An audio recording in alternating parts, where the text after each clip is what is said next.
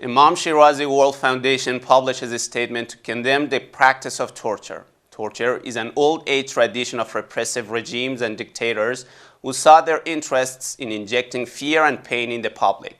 On this note, Imam Shirazi World Foundation issued a statement in which it called on all governments and regimes to cease the practice of torture and remain committed to a UN Convention against torture.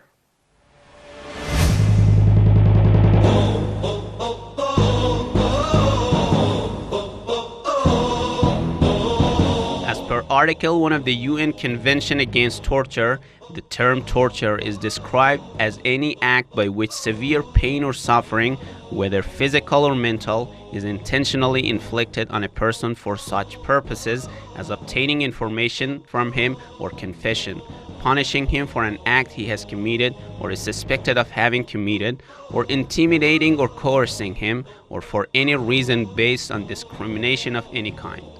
Along the history, torture has been used as a tool by many governments and regimes to terrify and intimidate the public, a practice which is still prevalent in some countries. The UN also condemns torture in any form and definition and invites all governments around the world to join the United Nations Convention Against Torture, calling for an end to this brutal practice. On this note, Imam Shirazi World Foundation issued a statement in which called on all governments to stop the practice of torture around the world. Parts of this statement read as follows. In the name of God, the Beneficent, the Merciful, Almighty God says in the Holy Quran, "Do they not travel through the earth and see what was the end of those before them?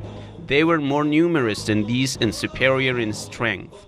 Even though some regimes deny the use of torture in their countries, it is no secret that many prisoners and detainees continue to suffer from inhumane and horrible situations in some Arab and Islamic countries, particularly in the Middle East.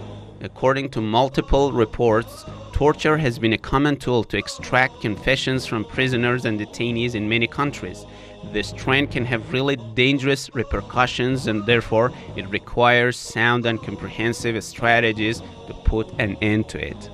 Therefore, Imam Shirazi World Foundation calls on all political regimes, particularly the ones in the Middle East, to abide by international laws and make sure prisoners and detainees in their countries won't face treatment that would violate their rights guaranteed to them by Islam and the UN conventions.